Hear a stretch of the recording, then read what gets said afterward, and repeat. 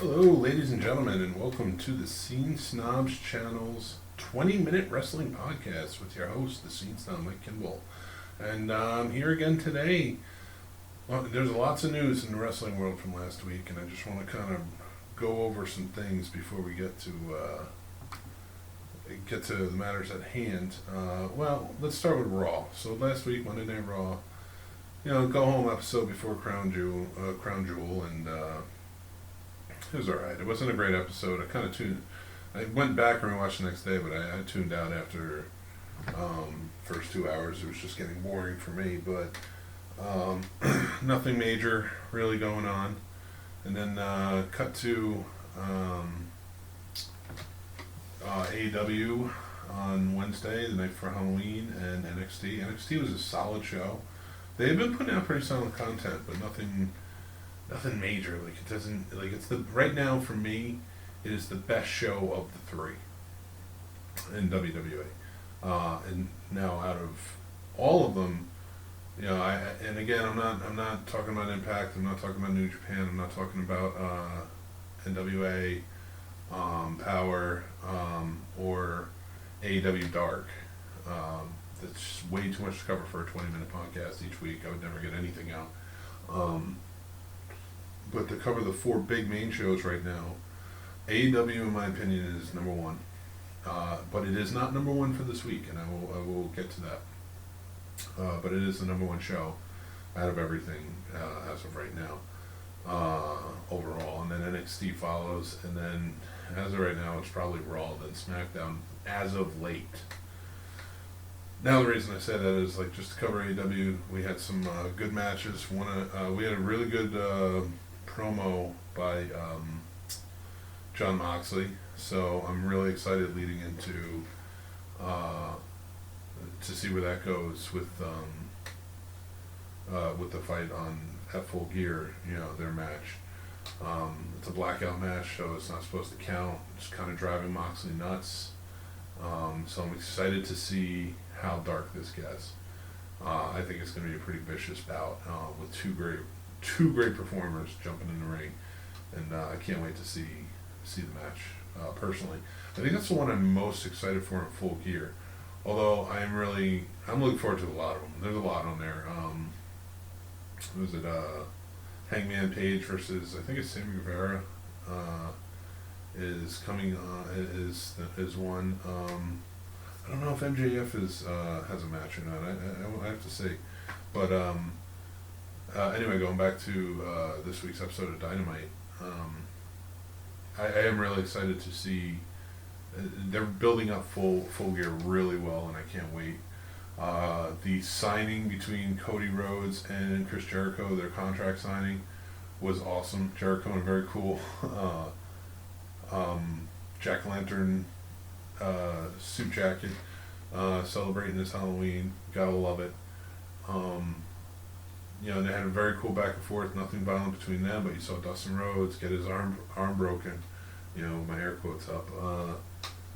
So I'm anxious to see what happens here. And we just today Cody Rhodes tweeted out that on this week's episode of Dynamite, he will have a big career announcement coming out. So that's going to be pretty interesting to see where that goes. On USA, you had NXT, and NXT was a solid show. It was a very solid show. Again, Dynamite wins out for me on that. So you have Finn Balor in all of his heel glory. You gotta love it. He had some solid matches. So they're really building to something. I have to give it to NXT. And right now, I think they're the best put together show out of all three during the week on WWE. It's the most interesting to watch. I think Triple H does a great job with it, and kind of hope that continues, where Triple H is taking care of it. I hope Vince McMahon doesn't set in because of the Wednesday Night Wars. But it was nothing major, but it was a solid episode. I will give you that, with some great performances in the ring. Then the next day you had Crown Jewel, the Saudi Arabia pay-per-view. So that started, I guess, around 1 o'clock on on Halloween, and that was before and after kind of a crap show. Um, Nothing about this really stood out to anything great for me, which is sad because you had two great shows that I think had better performances. Oh, I'm sorry. Cut back. Let me go back a day. Congratulations to SCU, the World Tag Team Champions in AEW. They won. They beat the Lucha Brothers. It was an amazing match. I'm sorry I didn't mention it. I should have. It was the main event match that night.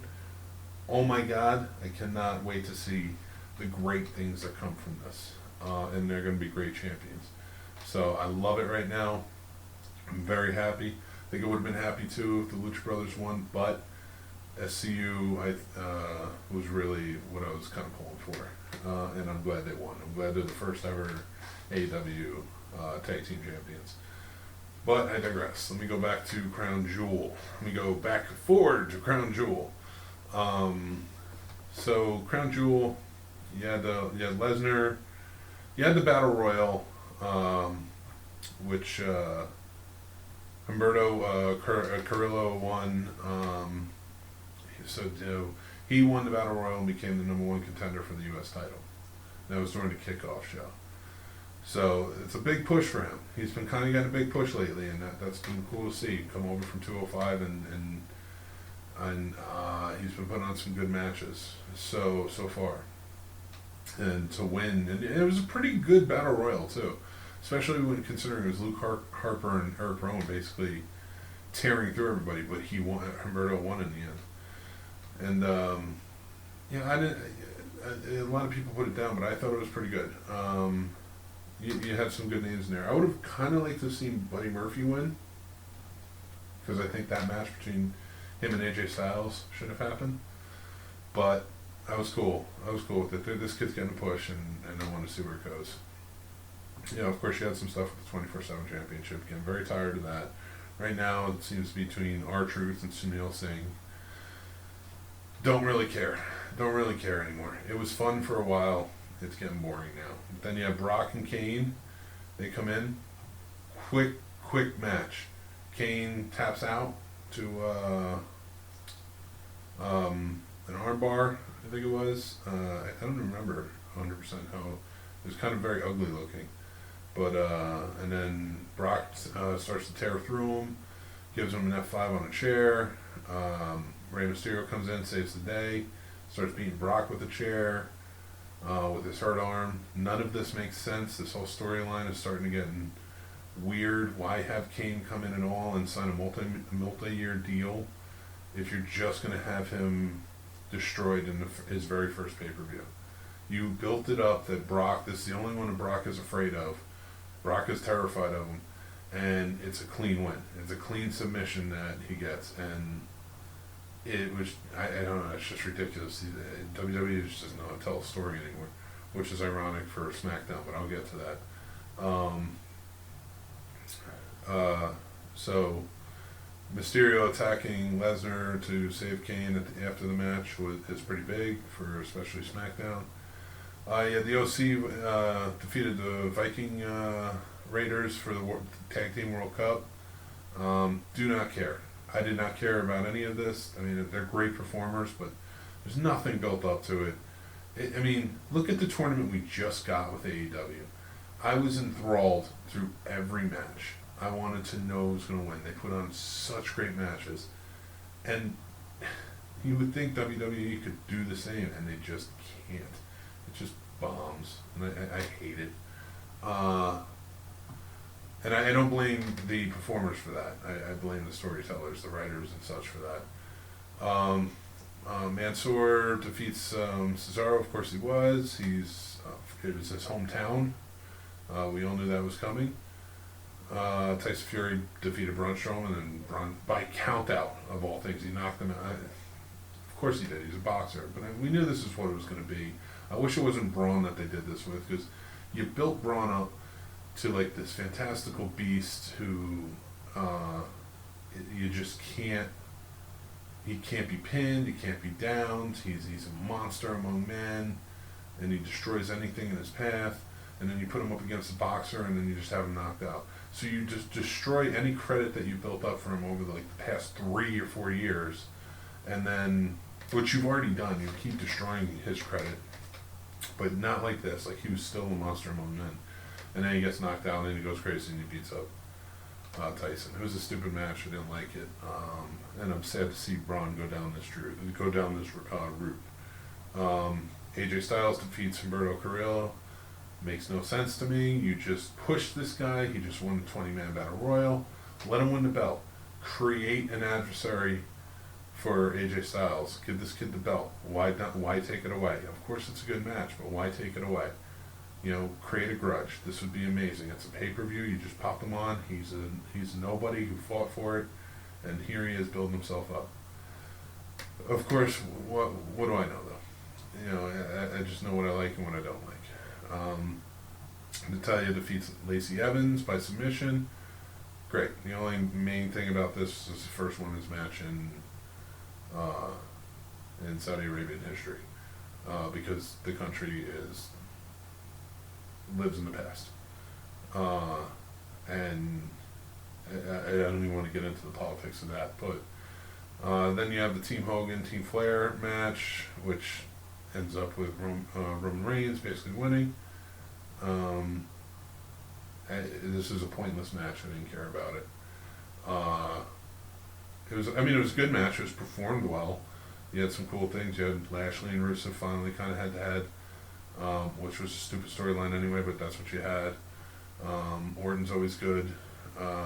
Reigns came in. You kind of knew that's what was going to happen. But yeah, overall, I did not care.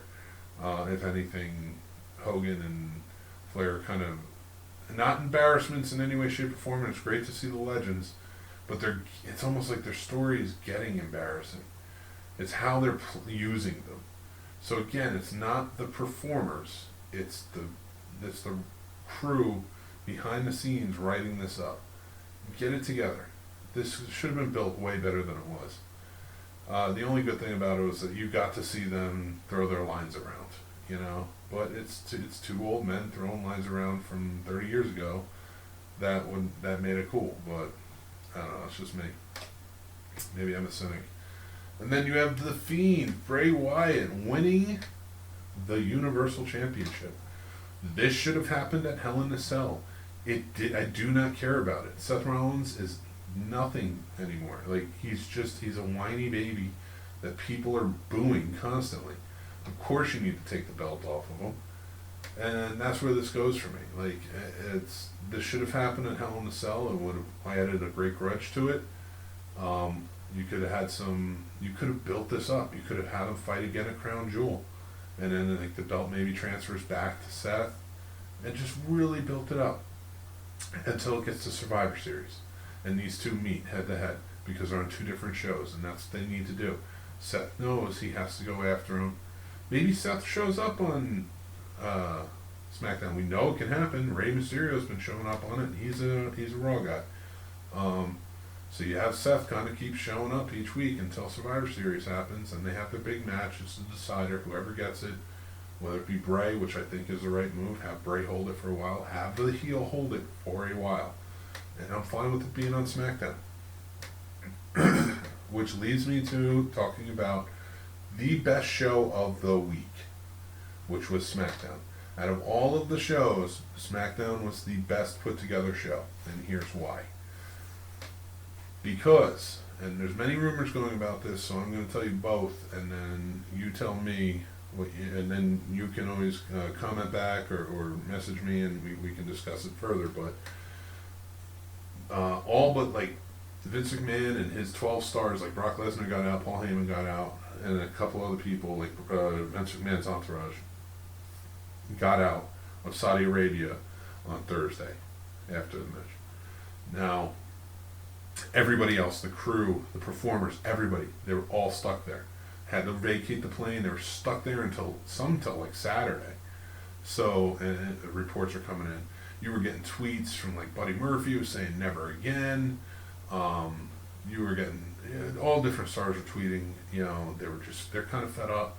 A lot of reports are coming out that they've lost ton of respect for Vince McMahon. Kind of don't blame him there. Like, there's different reports coming out that are saying Vince McMahon knew what was going to happen and he left them there, and he got out of there. And there are some reports saying that Vince McMahon left before and didn't know anything about it. But now there's some reports coming out, because at first it was saying that it was mechanical issues, and then the strange thing is WWE is really trying to push this, but other factors are coming out and other sources are coming out and saying that it was not a mechanical issue. It was an issue. The Saudi Crown Prince had them vacated off the plane because they were mad that Vince McMahon cut off the TV feed for Crown Jewel in Saudi Arabia. And the reason for that is they were never paid for the last two pay-per-views. And they wanted to be paid before they did this pay-per-view. And so Vince McMahon cut it off when he hasn't gotten paid. And I've heard rumors that it's anywhere from $60 million that he's owed to $300 to $500 million. And that's a lot of money, so I kind of get it, but not at the expense of people that work for you. If that is the case, could be mechanical issues. We'll find out more. If something more is going to come out about this, but it is a very weird case going on right now. So SmackDown was bound to suffer because most of its stars were stuck right out in Saudi Arabia. And Friday night's quickly approaching.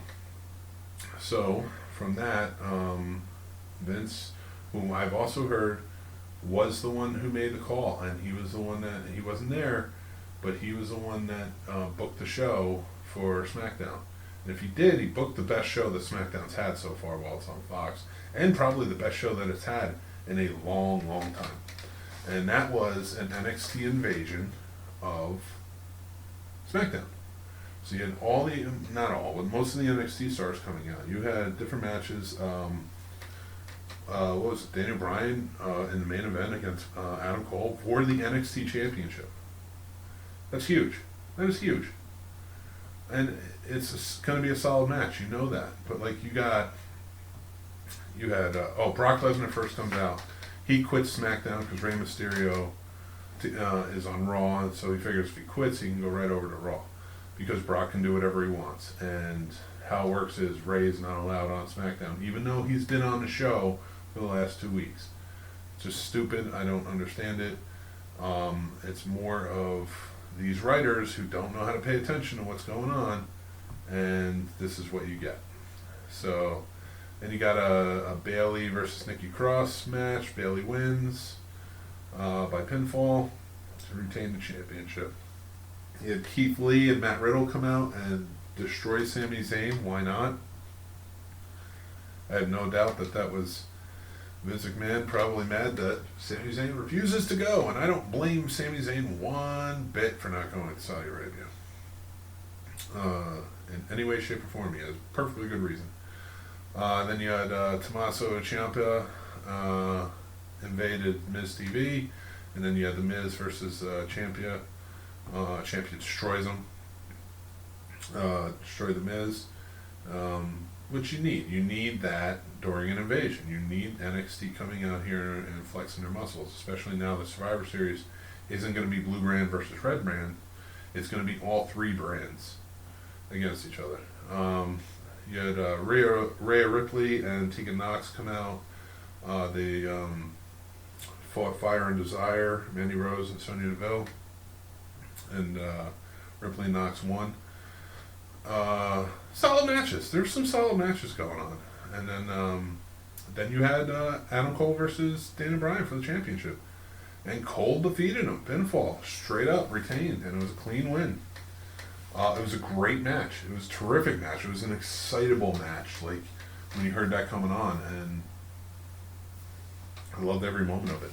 So, SmackDown definitely won the best show in my opinion. But with that being said, like this whole Vince McMahon Saudi Arabian thing with everybody being stuck there, if more comes out about this, I will be surprised if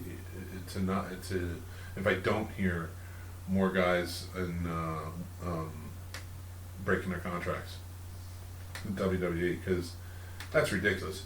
And you got to stop the Saudi Arabian thing. This is, it's not holding them hostage, but if this is the case, if the Crown Prince was the one that said, all right, get them off the plane, they're not allowed to go because they were told they were going to be there for up to 14 hours, and that makes no sense to me. Like, mechanical issues, either fix mechanical issues or get a new plane.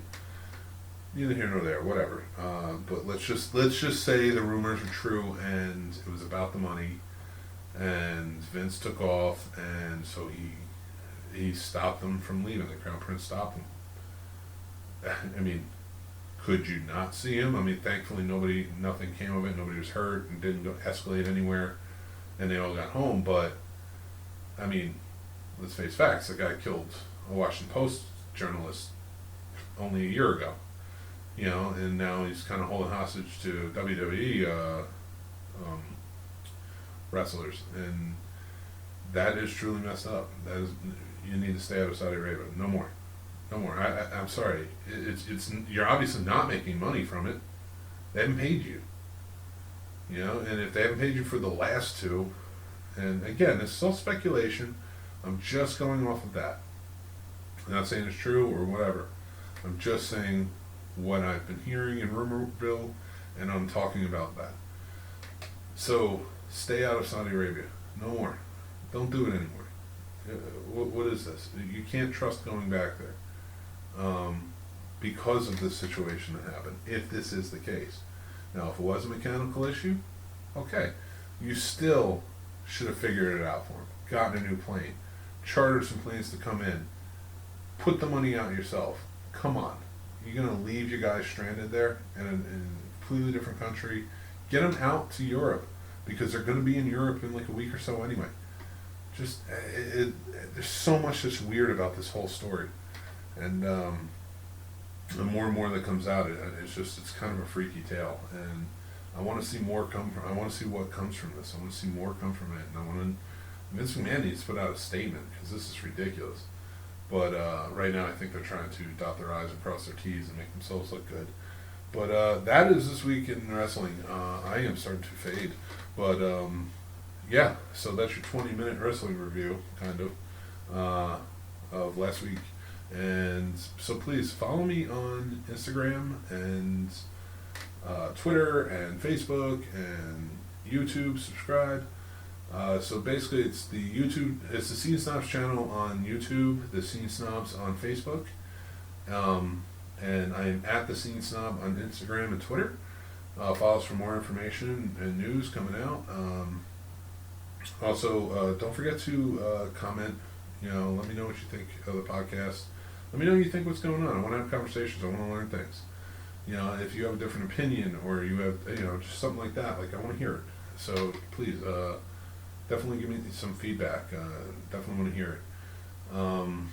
Yeah, so make sure you follow on everything, like I said.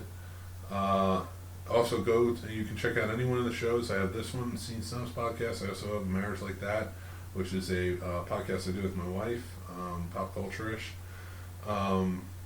So you can find any of the shows at thescenesnobs.com. They're all on there, connected to SoundCloud and the YouTube channel. So I hope to hear more from you, and thanks for listening. I will talk to you next week. Bye.